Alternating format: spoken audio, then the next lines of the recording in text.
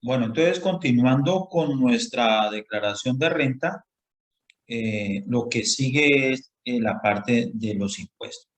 Aquí hay que revisar el artículo 115 de nuestro estatuto tributario, pero hay que tener en cuenta la norma que estaba vigente al, al, para el periodo gravable 2020, ¿cierto?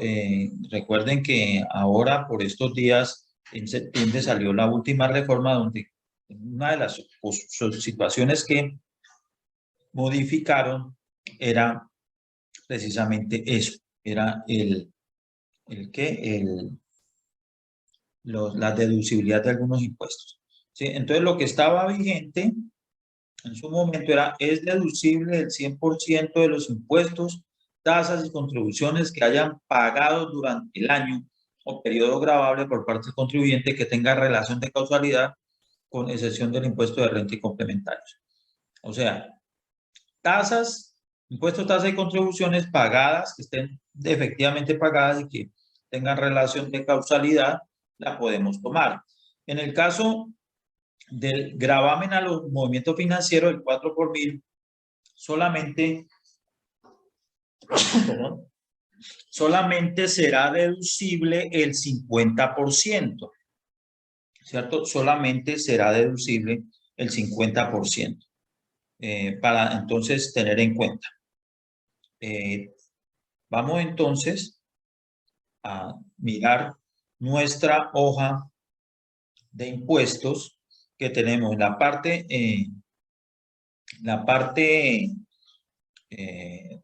de la parte administrativa. Tenemos 10.630.000. Vamos a buscar la hojita, ¿cierto? Donde vamos a tener los impuestos debidamente discriminados. Entonces, tenemos los 14 millones, perdón, tenemos 14.630.000. Entonces, aquí tenemos los 14.630.000. ¿De dónde sacamos esta información? Pues esta información tiene que remitirla el taller, ¿cierto? Entonces vamos a buscar, mira, esta es la información que nos entregaron en los 14.630.000, ¿sí? Este es el detalle. Entonces vamos a nuestro auxiliar, hacemos este anexo, ¿sí? Y recordemos que lo que esté debidamente pagado, ¿cierto? Lo que esté debidamente pagado lo podemos tomar al 100%, ¿sí? Al 100%. Entonces, de impuestos, tasas y contribuciones. Entonces, lo primero que hay aquí, decir que el gravamen a los movimientos financieros, nosotros tenemos solamente el 50% que podemos tomar como deducción, ¿sí? Entonces, aquí los 2 millones, el 50% de los 5.333.000 es, el 50% es esto de que esta parte será no deducible, ¿cierto? Y la otro 50% sí lo podemos tomar como deducción. Sí lo podemos tomar como deducción. Vamos a mirar los demás impuestos que nos dice el taller. Dice, pagado. Resulta de que lo que es industria y comercio y aviso de tableros está efectivamente pagado. Significa de que yo puedo tomarme el 100%. ¿Sí? Me puedo tomar el 100% del impuesto de industria y comercio. Pero el impuesto predial no se pagó en el periodo. O sea, significa de que yo lo dejé causado, lo dejé registrado por pagar y nunca, y al momento de la declaración, pues no se pagó.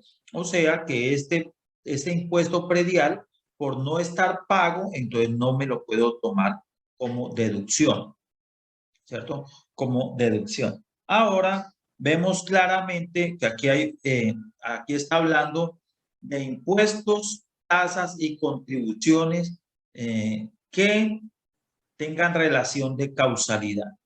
Entonces, vehículos, si es un vehículo que está en servicio para la empresa, ¿cierto?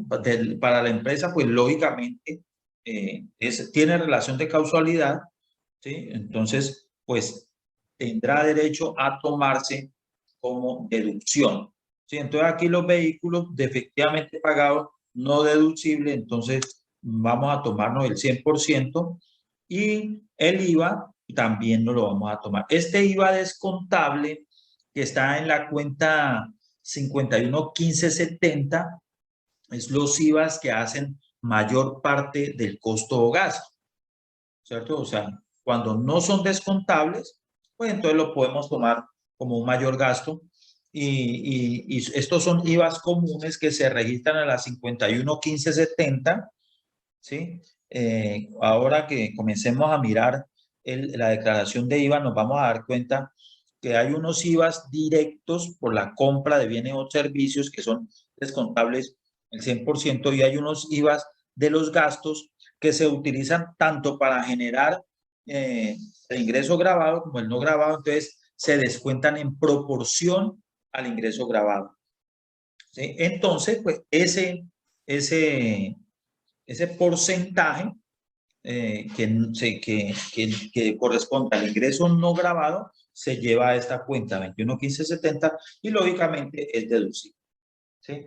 Entonces, para la cuenta 5115, nosotros hacemos este anexo para referirnos a que no podemos tomar el impuesto predial porque no fue pagado, entonces es no deducible, y el gravamen a los movimientos financieros, el 50% es no deducible, o sea que tenemos una no deducibilidad en el renglón de impuestos de 4.291.556. Entonces, eso es lo que está aquí, ¿cierto? De los 14 millones son no deducibles 4.291.557 y me voy a tomar como deducción 10.338.000 pesos. Listo.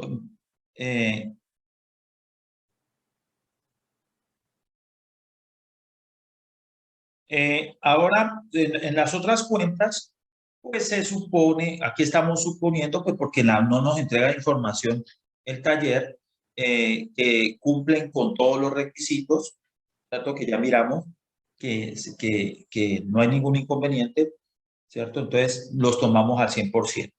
Y llegamos a la parte de deterioro de cartera. Entonces, aquí hay otra diferencia entre las normas internacionales de contabilidad y las normas fiscales, ¿sí?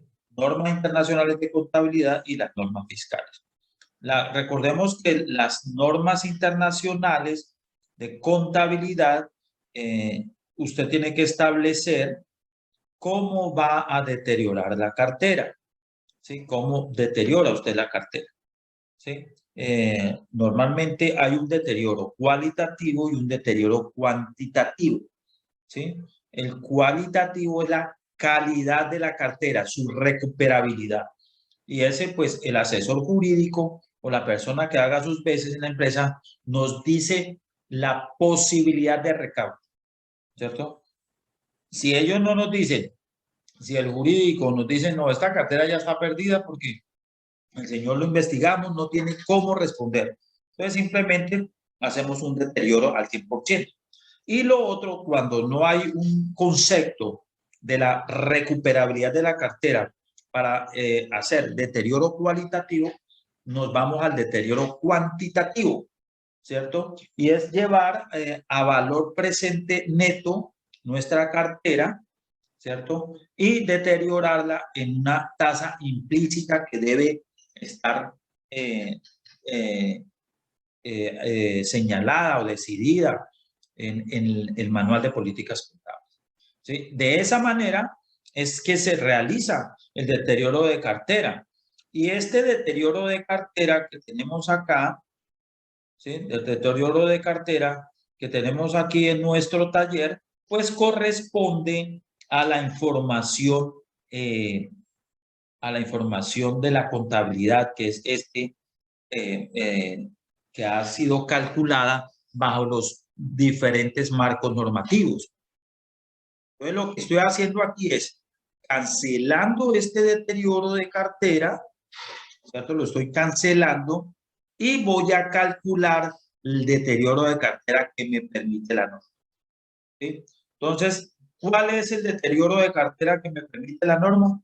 Pues lógicamente, dependiendo, si yo puedo tener una provisión individual de cartera y una provisión general de cartera, ¿sí? Para eso necesito los vencimientos, las edades de la cartera. Esta información, ¿sí? La tengo en el, se da, pues uno, aquí lo que hace es uno sacar la información de la contabilidad, ¿cierto? Pero pues para efectos de nuestro taller, yo les entregué esa información. Dice, el estado de cartera a 31 de diciembre de 2020 es este. Entonces, aquí están 84 millones, 72 entre 0 y 90, 91, aquí están los rangos de cartera, ¿sí? Entonces, ¿cómo hacemos el cálculo? Entonces, vamos a hacer el cálculo de las dos maneras. El individual, en donde no tenemos que deteriorar una tercera parte al año, ¿sí? Para cartera superior a un año de mora. Y el deterioro general es la cartera entre 91 y 180 días, se provisiona el 5%, entre 181 y 360 días el 10%, y entre 360 y 720 el 15%. ¿Sí? Entonces, en este caso, la provisión individual, cojo los 10.427.000, si los 10.427.000 y lo divido en 3, esa sería la provisión de un año, ¿sí? Hasta que la tenga el 100% provisionada o deteriorada, ¿sí? Y cojo de la misma manera la cartera de 91 a 180 días, calculo el 5%, la cartera de 181 a 360 días, el 10%, y la de mayor a 360 días, el 15%. Entonces, eso me da una provisión por el método general de 1.635.000. Entonces, yo voy a tomar este, ¿sí? Voy a tomar, ¿por qué? Porque es más beneficioso, ¿sí? Porque es más beneficioso, hay un mayor valor del gasto, ¿sí? Hay un mayor valor del gasto para poder tomarme esta provisión. Al haber mayor provisión, pues voy a pagar menos impuestos. Entonces, este va a ser el valor de la cartera que yo voy a tomar. Entonces, nos vamos para aquí, para mi cálculo, mi hoja de renta, ¿cierto? Y entonces voy a tomar o sea que la provisión que voy a tomarme para mi declaración de renta es 3.475.898. Entonces, ese es el valor que voy a tomar. Vamos a anotar aquí, vamos a buscar provisión de cartera fiscal,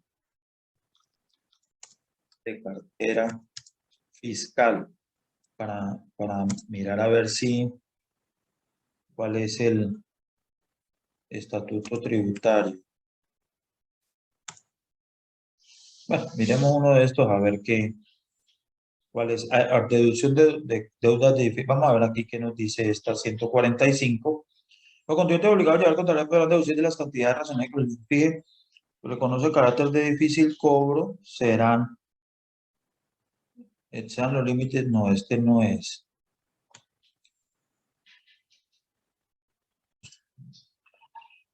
Bueno, aquí vamos a dar la referencia del artículo del DUT, donde habla de la provisión individual y general de cartera, que es la que se acepta para efectos de nuestro, para efectos de nuestro anexo a la declaración. Listo, continuamos. Vamos acá, pues ya vimos lo de los gastos de personal, ¿cierto? Los gastos de personal no tiene, ya hicimos el cálculo. Las demás cuentas, pues cumple con todos los requisitos frente a las depreciaciones, pues hay un valor, hay que tener en cuenta frente a las depreciaciones que también hay una diferencia entre las normas internacionales de contabilidad y las normas fiscales de depreciación. ¿Sí? En las normas fiscales pues hay unas alícuotas, ¿sí? Donde dan unos valores máximos. Entonces aquí lo que tenemos que analizar es que lo que estamos solicitando como depreciación dentro de nuestra contabilidad financiera no sea superior o no sobrepase el límite que nos da la norma tributaria. En este caso, pues estamos tomando el mismo valor, significa de que no supera ese límite, por lo tanto, pues estamos tomando el 100%, pero eso tenemos que analizarlo, tenemos que revisarlo en nuestra contabilidad, hacer los cálculos de la depreciación fiscal, ¿sí? Y pues mirar que no vaya a ser superior. Porque esa parte que sea, no sé, que sea superior a la parte fiscal, pues entonces la tendremos que tener como no deducible. En este caso, pues las depreciaciones las estamos tomando al 100% de contabilidad por cuanto no superan los valores de las alícuotas de la norma fiscal. Listo, seguimos. Vamos ahora a los gastos financieros y en los gastos financieros tenemos varias situaciones. En los gastos financieros está este detalle, ¿cierto? 38.682.000. Eso corresponde lógicamente a lo entregado en el balance de prueba. Aquí está 38.682.000.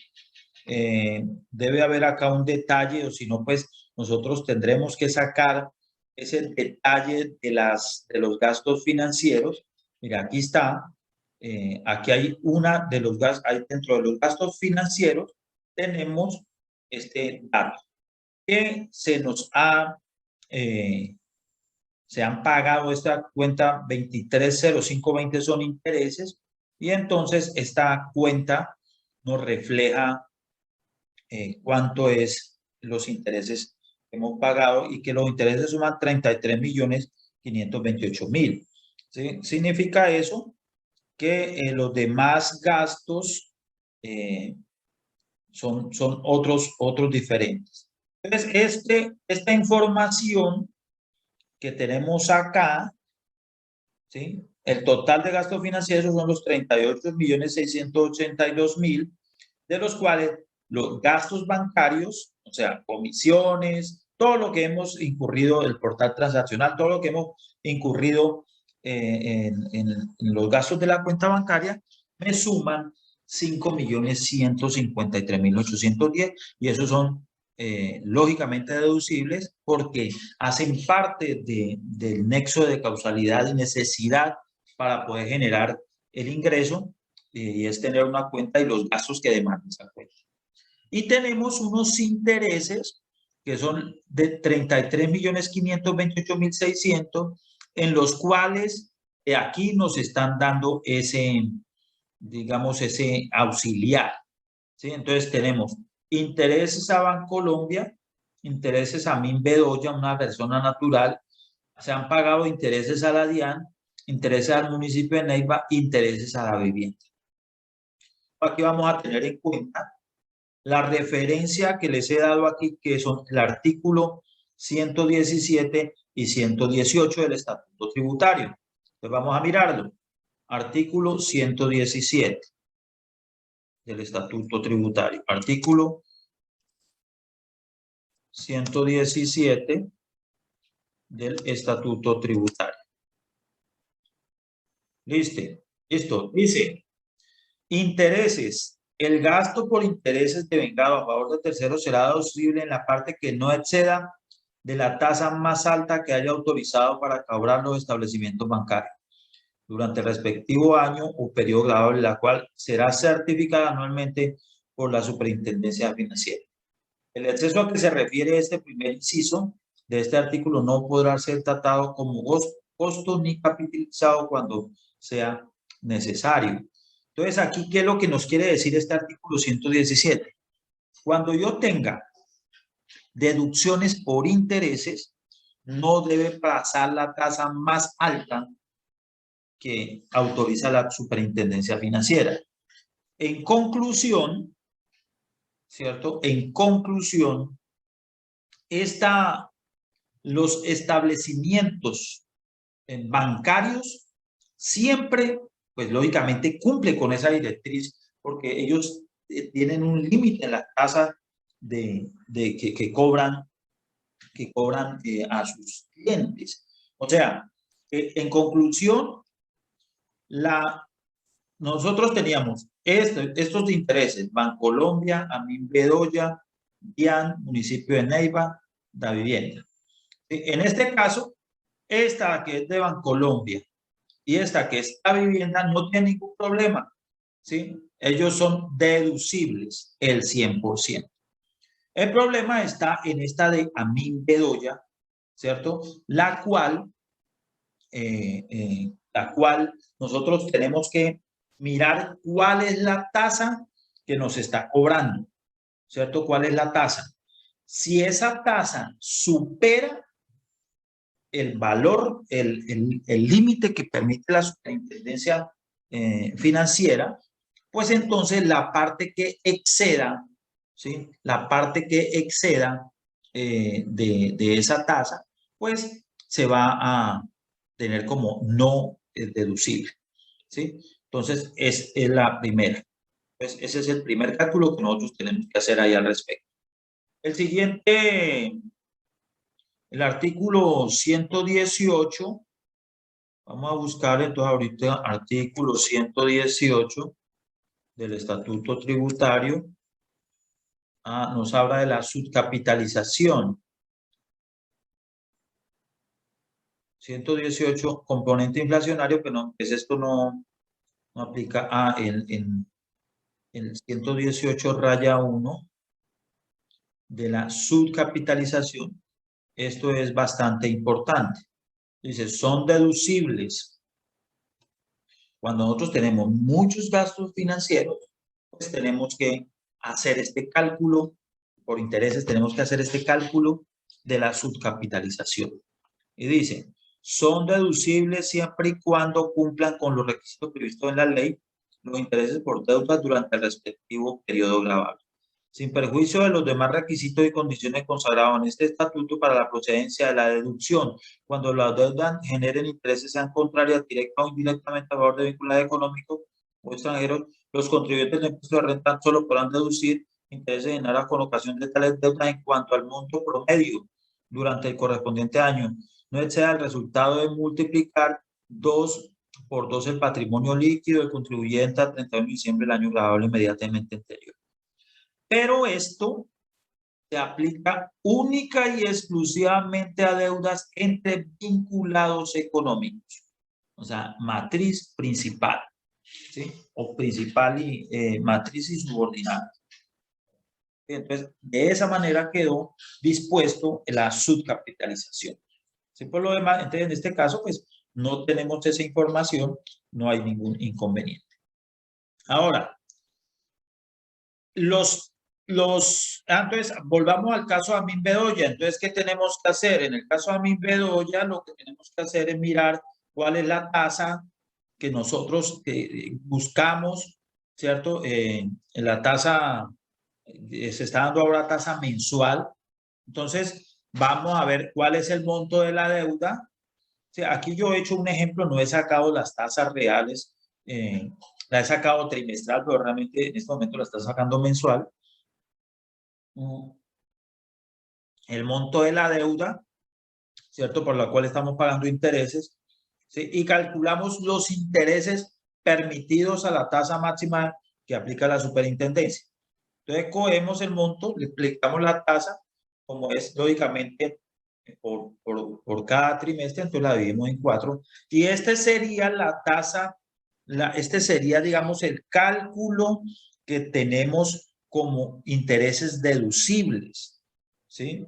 ¿Qué significa? Que nosotros le hemos pagado al señor 12 millones, o sea que está muy por encima el interés que nos está cobrando muy por encima de lo permitido por la superintendencia. O sea que, en otras cosas, las personas naturales también están sujetas a cumplimiento, no puede superar esa tasa de usura, ¿sí? Pues él está incumpliendo ahí una norma, ¿sí? Pero pues de todas maneras esa es la situación comercial. Cuando uno no consigue dinero en el sector financiero, pues recurre a préstamos particulares y esos préstamos particulares normalmente cobran unas tasas mucho más altas que el sector financiero y cuando vamos a la declaración de renta, pues esa declaración de renta no va a corresponder, no lo van a aceptar, sino hasta la tasa permitida por la superintendencia.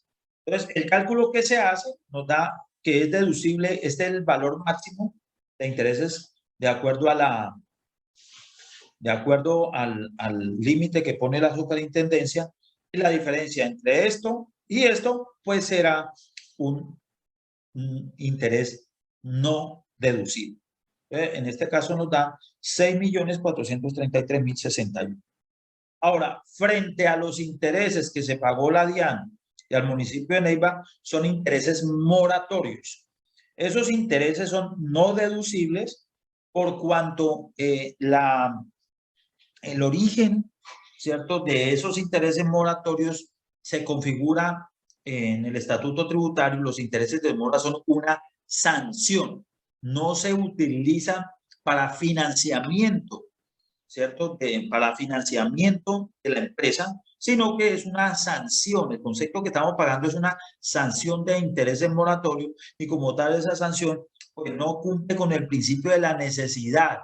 Y entonces, en este caso, lo que es intereses moratorios para la DIAN, para el municipio de Neiva por las declaraciones tributarias, cuando se nos quedan los intereses moratorios, por ejemplo, del pago de la seguridad social, todos esos intereses moratorios se configuran como sanción y son no deducibles. Ahora, si usted paga unos intereses moratorios a una entidad financiera, eso sí constituye una manera de financiarse. Si usted, por ejemplo, toma un sobregiro, ¿sí? ¿Para qué se sobregira? Pues porque necesita dinero, entonces da una forma de financiarse. Los intereses moratorios pagados al sector financiero son deducibles.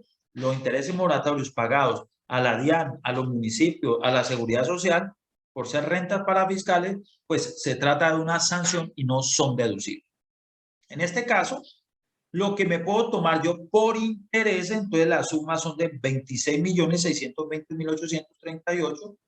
La diferencia entre los 33 millones que tengo registrados en contabilidad y lo que me puedo tomar es de 6.906.000 y esto es lo que se configura como no deducible, ¿cierto? Se configura como no deducible. 6.906.000, ¿cierto? La parte no deducible en intereses. Bueno, seguimos entonces ahora con la última parte que son los gastos extraordinarios. Aquí hay una pérdida por siniestro, pues es un siniestro, se debe documentar, ¿sí? Ese siniestro. Lo mismo pasa, por ejemplo, cuando hay castigos de cartera, ¿sí? Cuando hay castigos de cartera, esos castigos de cartera deben documentarse para nosotros poderlos tomar como deducción, ¿sí? Entonces, ¿cómo así que documentarse? Hacer el debido proceso, dejar documentado de que se investigó la persona, de que se trató de cobrar, que se hicieron todos los procesos de cobro cada activo y que al final no se pudo recuperar, entonces podemos dar de baja, ¿sí? En la cartera y tomarla como deducción. Ahora, lo que se da de baja es el saldo que no está provisionado, ¿no? Porque no puedo provisionarla el 100% y pues lógicamente no tendría un gasto por baja porque ya estaría provisionado. Los gastos extraordinarios como gastos extraordinarios y el impuesto de renta, ya miramos que el impuesto de renta no es deducible, entonces no lo puedo tomar. Y estos gastos extraordinarios y gastos diversos no para nosotros no cumplen con el principio de la necesidad. Un gasto extraordinario no operativo nunca va a cumplir con el principio de la necesidad. Por consiguiente, se tiene como no deducible, ¿cierto? No deducible. Entonces, acá ¿sí? En este renglón, vamos, no hemos verificado los renglones, ¿cierto? Ahorita vamos a verificarlos para ir cuadrando nuestro declaración, pues será de no deducible, ¿cierto? Esta parte, y que solamente de estos otros gastos, solamente vamos a tomar 505 millones 200. Entonces ahora sí vamos otra vez a organizar y vamos en los gastos, y vamos en los gastos, aquí tenemos nuestro formulario, entonces teníamos costos, que era el 62, vamos a verificar, sí, listo, aquí están los costos, la 62, 63 gastos de administración, aquí está el 63 gastos de administración, 64 gastos de distribución y ventas, gastos de distribución y ventas, y la 65 dice que es gastos financieros. Aquí están los gastos financieros, ya lo habíamos hecho, ya habíamos cuadrado. Y la 66 que son otros gastos, ¿sí? Que en este caso, que es, en estos casos son 5 millones 200. Después se sigue renglón 67, total costos y gastos deducibles. Entonces aquí vamos, total costo y gastos deducibles, entonces vamos a sumar pues los diferentes renglones, que es los costos, aquí están, costos, gastos de administración, listo, gastos de ventas y gastos financieros y de último los otros gastos. Eso nos da el total de costos y gastos deducibles, ¿cierto? Seguimos. Después sigue, esto es para la GESAL, renta por recuperación de deducciones. En esta renta por recuperación de deducciones no hay información. Vamos a ver si encontramos información. Se recibió indemnización, ya esto ya se vendió. Mira, aquí hay una que puede configurar renta por recuperación de deducción. Eso está, vamos a poner aquí el renglón 70. ¿Sí? Renglón 70, renta por recuperación de deducciones. Aquí tenemos artículos 196 y 90 del Estatuto Tributario. Entonces vamos a revisar el artículo 196 y el artículo 90. Entonces vamos a revisar primero el 90 para que lo tengamos en cuenta. Artículo 90. Determinación de la renta bruta en la enajenación de activos. Entonces aquí nosotros tenemos dentro de la información, tenemos que se vendió una camioneta Hilux que era un activo fijo. Entonces dice, la renta bruta o pérdida proveniente de la enajenación de activos a cualquier título está constituida por la diferencia entre el precio de enajenación y el costo del activo. Entonces la renta o pérdida la calculamos, el valor de la venta y el costo del activo. Cuando se trate de activos fijos depreciables, la utilidad que resulta al momento de la enajenación deberá imputarse en primer término a la renta líquida por recuperación de deducciones, depreciaciones o amortizaciones. El saldo de la utilidad lo constituye renta o ganancia ocasional. ¿Sí? Renta o ganancia ocasional. Entonces aquí está bastante claro. Entonces vamos a mirar, ¿cierto? Vamos a mirar que hemos tenido aquí una venta de una camioneta.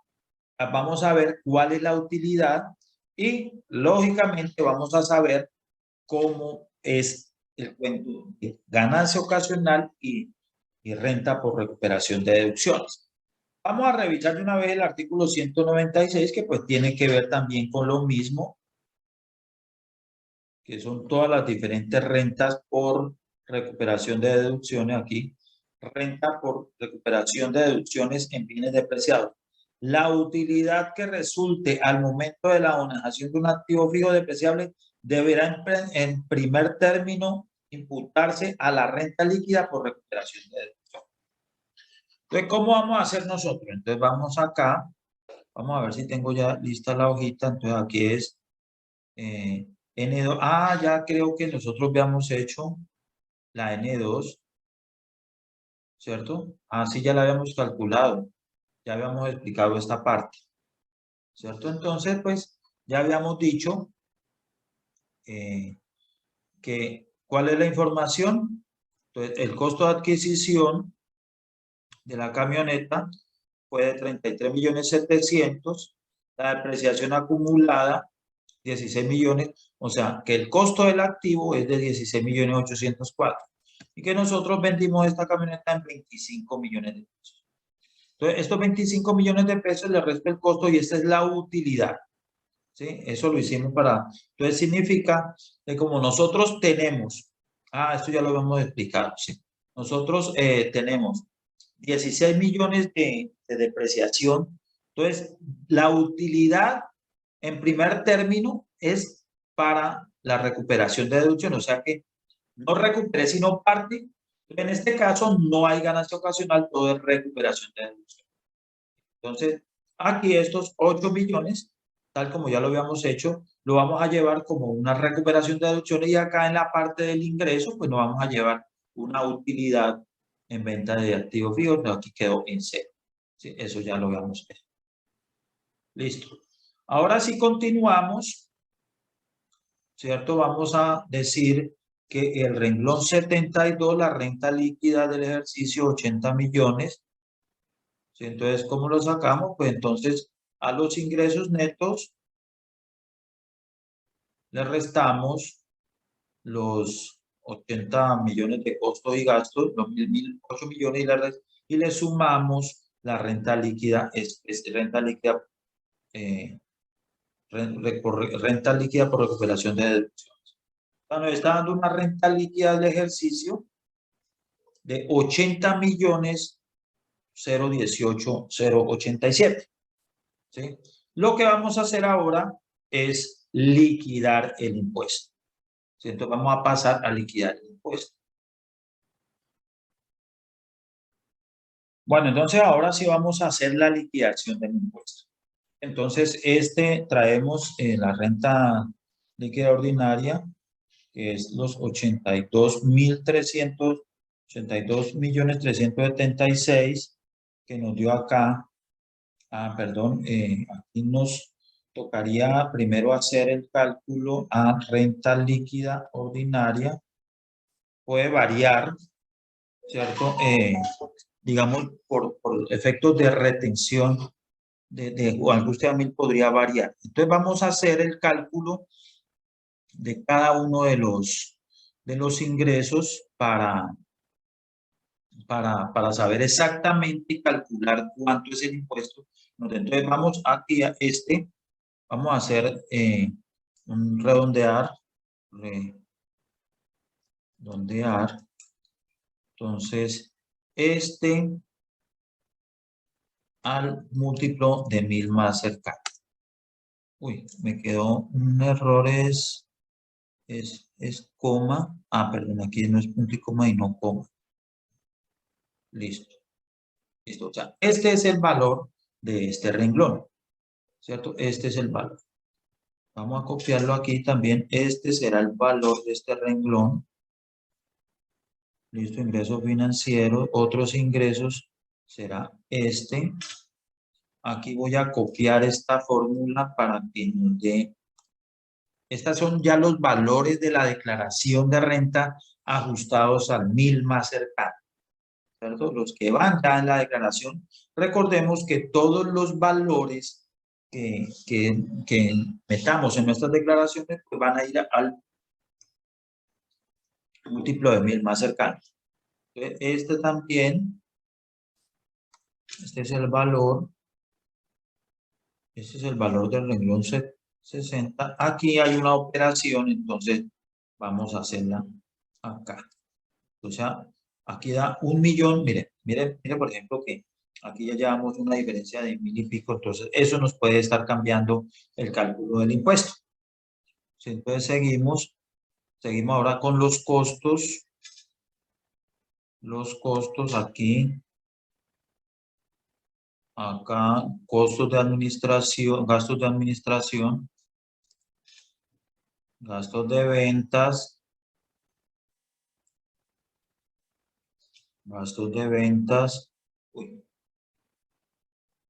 digamos en gastos de ventas, gastos financieros y otros gastos.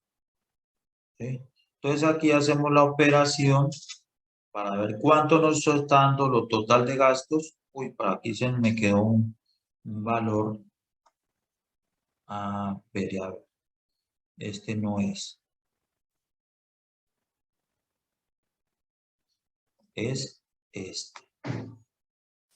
Listo. Vamos aquí a corregir también esta. Pues porque puede ser posible que. Listo. O sea, aquí nos da 1.008.298. Aquí da 1.008.300.000. Vamos a hacer lo mismo con este renglón. Vamos a correr aquí la referencia. Y entonces la renta líquida del ejercicio nos está dando 80.018.000. Renta líquida 80.018.000.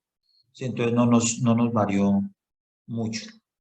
Acá también la misma renta 80.18, que esta es la que vamos aquí a jalar. De acá de la liquidación de la renta. 80.018.000. Compensaciones. Entonces vamos a revisar el artículo 147 para ver qué nos dice de las compensaciones. ¿Cierto? Bueno, vamos a revisar entonces cómo funciona lo de las compensaciones que va a ir en el renglón 74. Para eso tenemos esta referencia del artículo 147 y el parágrafo único del artículo 180. Entonces vamos a revisar en primera medida el artículo 147 que dice compensación de pérdidas fiscales de sociedades. Las sociedades podrán compensar las pérdidas fiscales con las rentas líquidas ordinarias que obtuvieran en los 12 periodos gravables siguientes, sin perjuicio de la renta presuntiva del ejercicio. Entonces, ¿qué significa esto? Si yo tengo pérdidas fiscales de periodos anteriores, o sea, que me ha dado aquí en el renglón anterior, en el renglón este de pérdida líquida del ejercicio, ¿sí? En el renglón 73 me ha dado una pérdida en periodos anteriores, pues esta pérdida yo la puedo compensar con la utilidad que me está generando este periodo, ¿sí? Yo puedo tomar las pérdidas de 12 años anteriores, ¿sí? En los cuales pues haya tenido alguna pérdida. Si no ha tenido pérdida, pues no voy a poder compensar nada. Esto es prácticamente traer aquí a la declaración las pérdidas fiscales, ¿cierto? De periodos anteriores para pues no pagar un mayor impuesto. Ahora, como nosotros siempre hasta el año pasado, ¿sí? Se paga renta presuntiva, o sea que sí o sí el Estado colombiano, para el Estado colombiano todas las entidades ganaban plata, ¿sí? Entonces en este orden de ideas solamente se pagaba, si usted tenía una pérdida fiscal, pues entonces usted pagaba impuestos sobre esa renta presuntiva y también el exceso de esa renta presuntiva también usted lo puede compensar, ¿cierto? Entonces, cuando usted paga un impuesto por renta presuntiva, esa renta presuntiva usted la puede también traer a compensar. Eso lo habla el artículo 180, el parágrafo del artículo 189. Entonces, miremos aquí el artículo 189, de habla de la renta presuntiva. de la depuración de la base, que es lo que vamos a hacer ahora, y que va a ser, digamos, el último año que lo vamos a hacer porque ya desaparece la renta presuntiva. ¿Sí? Entonces dice el parágrafo, perdón, el exceso de renta presuntiva sobre la renta líquida podrá compensarse con las rentas líquidas ordinarias dentro de los 5 años siguientes. O sea que cuando yo tenga una pérdida fiscal, puedo tomar la pérdida fiscal de los 12 años anteriores, o si es exceso de renta presuntiva de los 5 años anteriores. Eso para que ustedes lo tengan como una referencia. Entonces, en este caso no tenemos información ninguna, entonces nos va a dar una renta líquida gravable. Miremos el renglón 79, renta líquida gravable. Ah, perdón que nos falta todavía, esta no es la renta, esta es la renta líquida. Ahora sí vamos a calcular la renta presuntiva, ¿sí? Que es el renglón 76. ¿Sí? La renta presuntiva. La renta líquida está aquí, 75. Ya, aquí este renglón no existe. La renta presuntiva está en los artículos 180 a 194. ¿Sí? Para este año que estamos haciendo es del 0.5% la tarifa. ¿Cómo se hace la depuración? Entonces cojo el valor del patrimonio bruto de la declaración anterior, eso lo tenemos aquí, la información está aquí en nuestro taller. Vamos a mirar aquí, el patrimonio bruto, estamos presentando 2020, entonces el patrimonio del 2019 es 746.550.000, el patrimonio líquido 307, ¿cierto? 307, y hago esa depuración, saco el factor patrimonial, que es coger esto, ¿cierto? Dividido esto, el porcentaje de participación. Significa que el patrimonio líquido equivale al 41,16. Ahora, saco valor bruto de las opciones, valor de los activos afectados por siniestro, valor de los activos improductivos. ¿Sí? Entonces, ¿de dónde saco esta información? Pues esta información pues me la da el ejercicio. Dice que el valor bruto patrimonial de las acciones del año 2019 es ese. ¿Sí? Entonces, lógicamente, por aquí nosotros también tenemos en nuestro balance unas inversiones, y esas inversiones pues también tienen, ¿cierto? Estas inversiones, aquí están, cuotas partes de interés social, aquí están, ¿cierto? Estas inversiones es el mismo valor que está acá.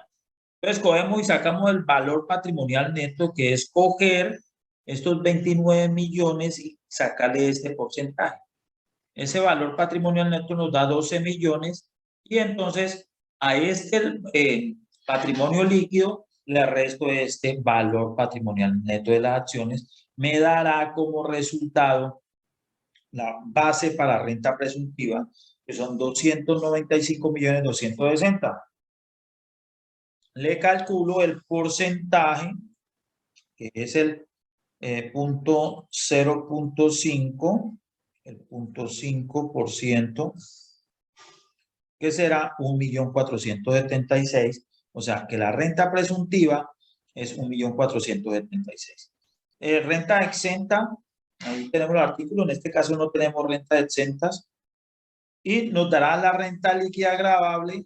Entonces, tomaremos el mayor valor entre la renta líquida, que está acá, y la renta presuntiva, que está acá. Lógicamente restándole las rentas exentas, ¿sí? Así como lo tenemos acá en nuestro formulario. ¿Sí? Entonces aquí tenemos renta líquida gravable, ¿sí? La renta líquida gravable, que será ese renglón 79. Y dice, miren, mayor valor entre el 75 y 76, y a ese mayor valor le resto el 77, que son las rentas exentas, que para nuestro ejercicio no hemos tomado renta exenta. Ahora sí, ya tenemos la renta líquida gravable, ¿sí? En el cual le vamos a aplicar el 32%.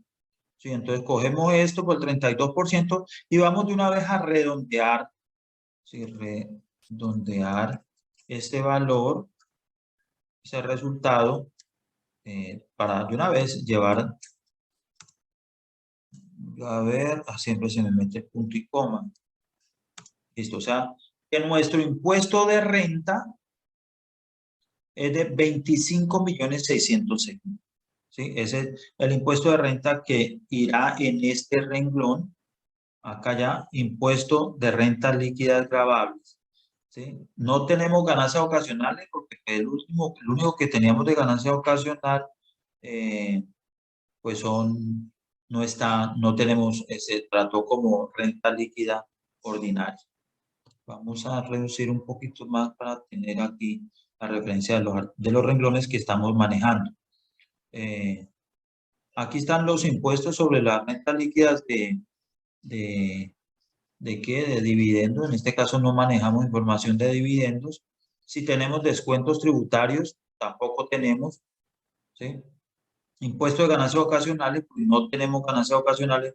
Total, impuesto a cargo será el mismo, ¿sí? Descuento por inversión, ¿sí? No tenemos. Anticipo de renta liquidado el año inmediatamente anterior. Entonces, esta información no la da, no la da el taller, ¿sí? Anticipo de renta. Entonces, ¿cómo la sacamos? Pues la sacamos de la declaración anterior, ¿sí? El impuesto neto de renta, el impuesto neto de renta del año anterior es de 13.995.000. Eso lo vamos a necesitar para el cálculo, ¿sí? Se obtuvieron, estos fueron los certificados de retención en la fuente, las de administración. No tenemos el anticipo declarado el año anterior, entonces lo podemos sacar de contabilidad. Miren, anticipo de renta. En nuestra contabilidad nosotros tenemos 10.104.000. Ese es el anticipo del año anterior. ¿Sí? Entonces, ese irá aquí, en este renglón, anticipo de renta del año anterior, ¿cierto? Saldo a favor del año anterior. Entonces, vamos a mirar a ver si aquí tenemos saldo a favor. Sobrante en liquidación privada, 19.309. Entonces, tendremos saldo a favor de 19.309. Las retenciones en la fuente, ¿sí? Entonces aquí tendremos otras retenciones. Si tenemos autorretención de especial de renta, tendremos que colocar aquí. En este caso, pues no la hemos calculado. Otras retenciones, entonces los certificados de retención, ¿cierto? Los certificados de retención que el taller nos da, ¿sí? Los certificados de retención, el taller nos da aquí unos certificados de retención. Vamos a mirar a ver la relación.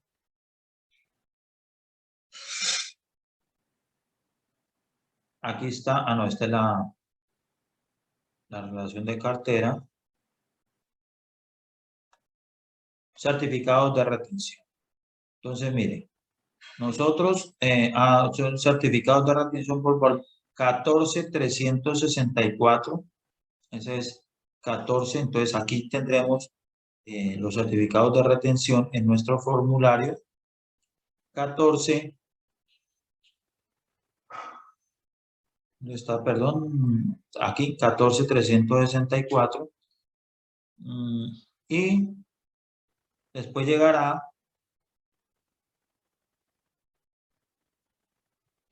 anticipo de renta del presente año. Entonces, artículo renglón 106. Vamos a hacer el cálculo. ¿Cómo se hace el cálculo del anticipo de renta? Entonces, el cálculo del anticipo de renta se da, hay dos opciones. Una opción 1, ¿cierto? Esa opción 1 es coger el anticipo del impuesto neto del presente año, ¿cierto? Calcularle el 75% y restarle las retenciones, ¿sí? Es opción 1, o sea, se hace con el presente año. Opción 2, ese mismo procedimiento lo vamos a hacer, pero con el promedio del año anterior y el impuesto neto del presente año. Entonces, vamos a hacer la opción 1. Cuando es la primera vez que se declara, pues la retención, el anticipo se calcula sobre el 25, la segunda el 50 y el tercero el 75. Entonces vamos a presumir que nosotros llevamos más de 3, o esta es la tercera o más, ¿sí? Vamos a hablar del 75%, ¿sí? Del 75%. Entonces, opción 1, escojo el presente año, vamos a hacerlo aquí para que se den cuenta. Este valor le calculo el 75%, ¿sí? Entonces, esto por esto, y le resto las retenciones. Entonces, en este caso será este. ¿Sí? Entonces,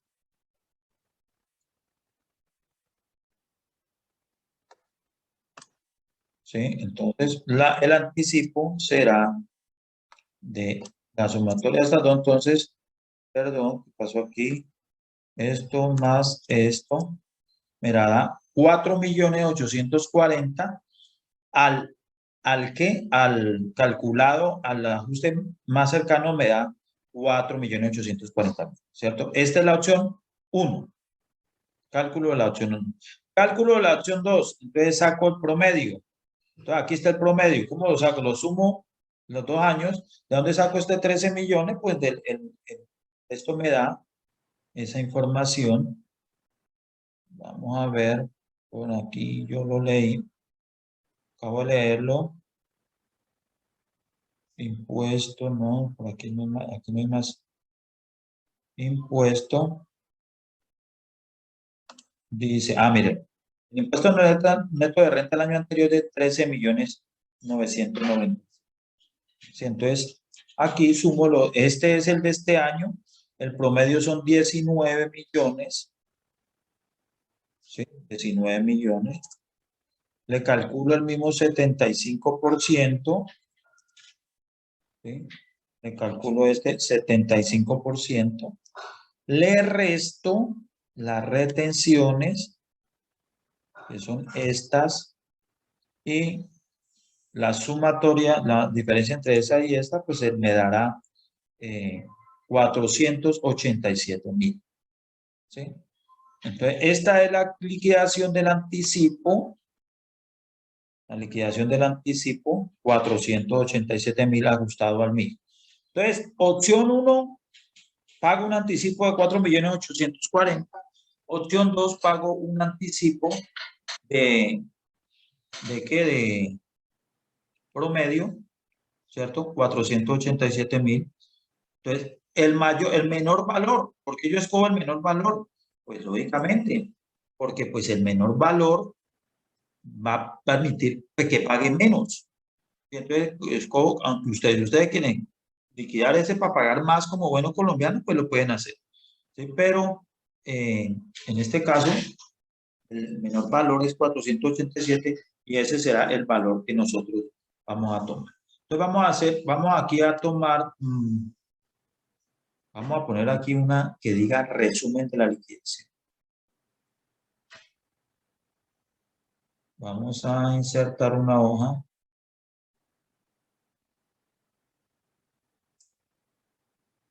Vamos a decir resumen de la liquidación. Para saber cuánto es que nosotros vamos a pagar. A partir del renglón impuesto a cargo. ¿Cierto? El renglón 97, impuesto a cargo. Entonces vamos a mirar acá.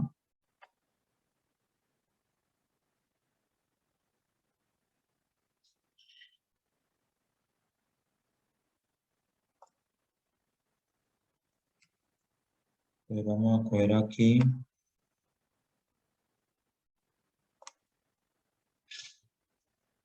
hacer el resumen.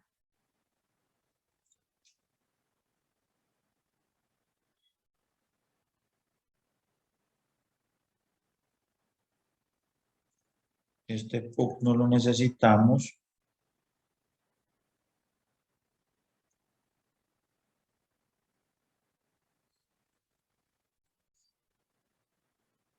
No, descripción y valor.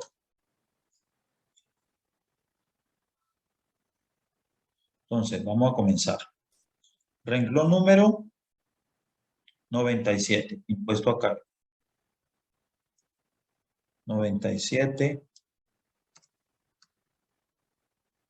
impuesto a cargo. Entonces traemos acá el impuesto a cargo que nos dio la liquidación. ¿Qué fue este impuesto? Aquí está. Impuesto a cargo, que es el. Listo, vamos a ponerle aquí.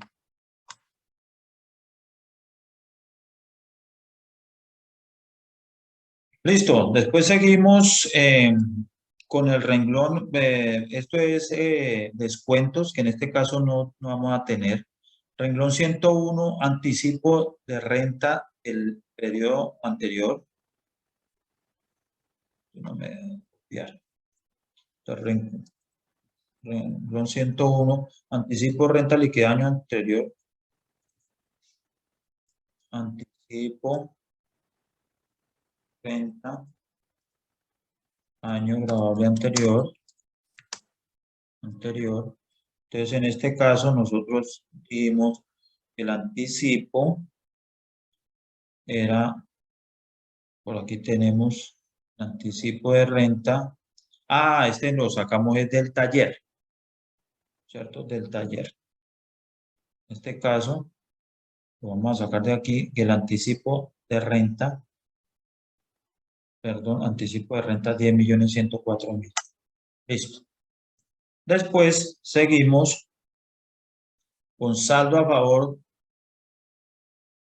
del año anterior. Entonces, saldo a favor año anterior, a favor año anterior sin solicitud de devolución. Cuando nosotros estamos solicitando la devolución o hemos solicitado la devolución, pues lógicamente este saldo a favor lo podemos traer acá. En este caso también vamos a traerlo de aquí de nuestro taller, que es el impuesto y saldo a favor sobrante de liquidación. Así que ese saldo a favor es de renta. Listo. Después dice total a pagar, perdón, anticipo, retenciones, autorretenciones de 103, autorretenciones, que en este caso no metí para no complicarnos más, pero realmente todas las empresas contribuyentes deben pagar por el sistema de retención. Ese tema va a ser del módulo de retención en la fuente, donde ustedes van a poder hablar un poco más de eso, por eso no se ha metido. El 104 son las retenciones en la fuente que le han aplicado, otras retenciones. Entonces, en este caso, será las retenciones que tenemos acá. Retención en la fuente, vamos a redondear este valor.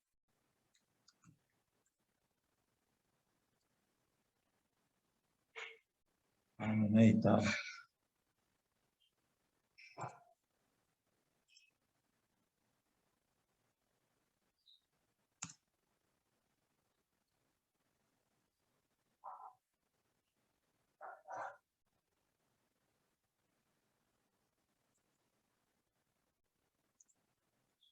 Listo.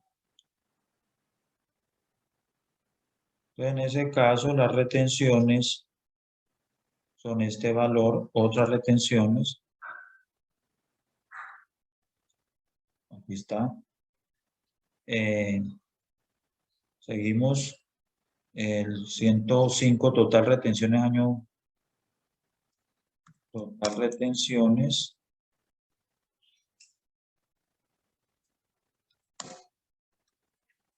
En este caso, pues sumamos estas dos, las autorretenciones y las retenciones. Seguimos con el 106, anticipo de renta, año grabable siguiente. Anticipo de renta, año grabable siguiente. Pues ya calculamos anticipo de renta del año grabable siguiente, que es el mayor valor entre los dos que se hicieron acá. Listo, aquí está. Aquí, este, los valores. Seguimos después con la sobretasa a instituciones financieras. No es saldo a pagar por impuesto, entonces 110 saldo a pagar por impuesto, pues será, cogemos el impuesto a cargo, le restamos el anticipo del año gravable anterior, le restamos el saldo a favor, ¿cierto? Le restamos las retenciones y le sumamos el anticipo del año gravable siguiente. Nos da negativo. Entonces, vamos a poner aquí un condicional. Si este resultado es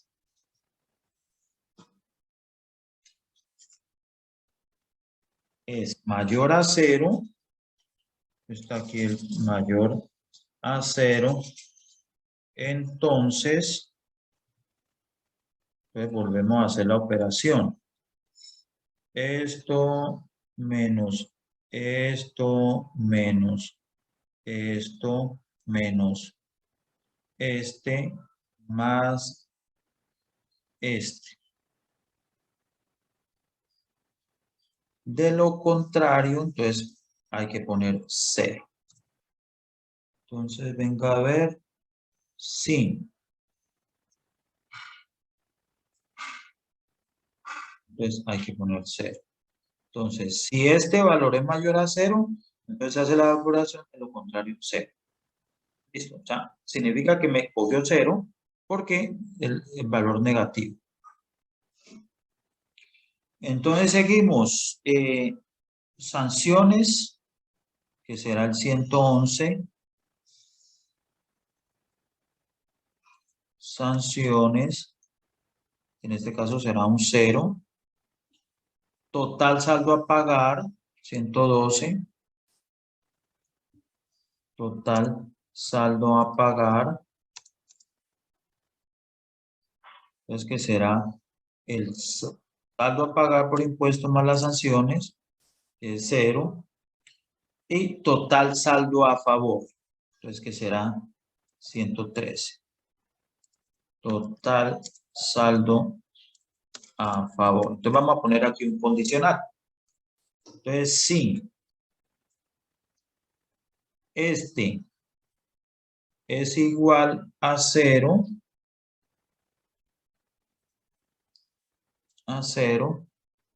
entonces vamos a coger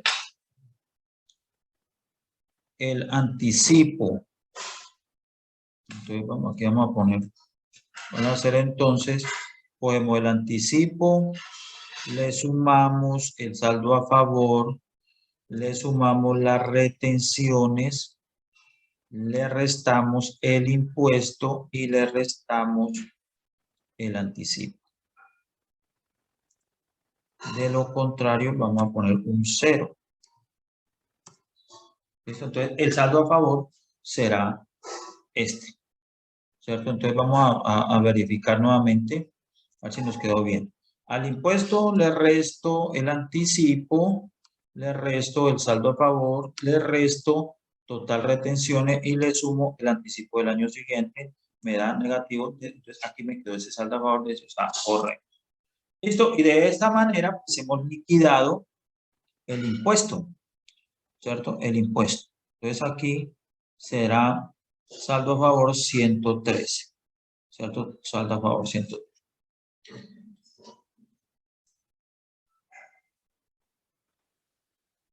Vamos entonces ahora, ya que ya se calculó el impuesto, ya todos esos valores ya no es sino trasladarlos. La parte de renta, aquí está renglón por renglón, no sino trasladar esos valores a nuestro formulario, ¿cierto? A nuestro formulario. La parte de patrimonio, pues también tenemos una hojita de patrimonio. Esta parte de patrimonio pues, también arranca con nuestros saldos contables, ¿sí? Vamos a mirar a ver si ya está correcto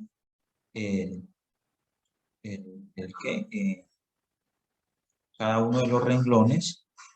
Entonces, cada uno de los renglones vamos a mirar aquí que nos coincida. ¿Sí? Entonces, efectivo y equivalentes de efectivo del 36. Aquí 36 efectivo. Inversiones y instrumentos, yo creo que esto lo hicimos la vez pasada. ¿Sí? 37. Después viene cuenta por cobrar y arrendamiento financiero por cobrar. ¿Sí? Que es el renglón 38. Inventarios 39. Inventarios 39. 42 propiedad de planta y equipo. ¿Sí? Y otros activos la 43. ¿Sí? Otros activos la 43. Eso nos da un total patrimonio bruto de 760 millones. ¿Sí? Y los pasivos, que pues lógicamente es un solo valor del pasivo, que es el renglón 45. ¿Sí? Este es un solo pasivo. Listo. Nos da un patrimonio líquido de 315. ¿Aquí qué afectaciones tiene? Pues simplemente la única afectación que podríamos tener nosotros es el nuevo impuesto. Vamos a hacer la cancelación del impuesto, del anticipo para dejar el nuevo anticipo, ¿cierto? Vamos a hacer también la retención en la fuente. Nos queda un saldito de 560. Estos 560 pues los vamos a perder, ¿cierto? Porque no vamos a poderlo recuperar. Son certificados que se dejaron. Entonces, en el presente periodo tendremos que llevar esto como un mayor valor del impuesto de renta. Los sobrantes en la liquidación, entonces vamos a cancelar, ¿sí? Y vamos a poner el nuevo saldo a favor, que ese nuevo saldo a favor, lo hicimos aquí en este resumen, nuevo saldo a favor, ¿sí? Lo demás está bien. Aquí, pues lógicamente vamos a dejar el deterioro de cartera que se calculó, ¿sí? El deterioro de cartera que se calculó, pues haciendo el debido ajuste, ¿sí? Haciendo el debido ajuste al deterioro de cartera, ¿sí? La reducción, si nosotros teníamos ese valor, el menor valor del deterioro de cartera, que aquí lo dejamos. Entonces aquí a 59, mire, este fue el menor valor, 3.475.000. La diferencia entre esto y esto, ¿sí? La diferencia entre esto y esto, pues será el 1.040.000. Esto menos esto, 1.840.000, el mayor valor de deterioro, perdón. Entonces, el mayor valor de deterioro, entonces aquí, pues tendremos que aumentar el deterioro de la cartera fiscal, ¿sí? Los inventarios no sufrieron ningún inconveniente, ¿cierto? Los inventarios no sufrieron ningún inconveniente. Las propiedades planta y equipo tampoco sufrieron ningún inconveniente. Los otros activos tampoco. Y los pasivos, pues entonces aquí en los pasivos tendremos que poner el impuesto de renta y complementarios, ¿sí? Que teníamos nosotros ya causado un impuesto de renta. ¿Sí? Entonces, en este caso, como no es que,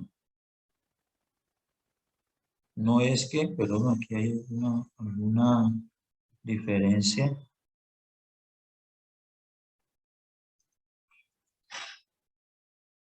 Entonces,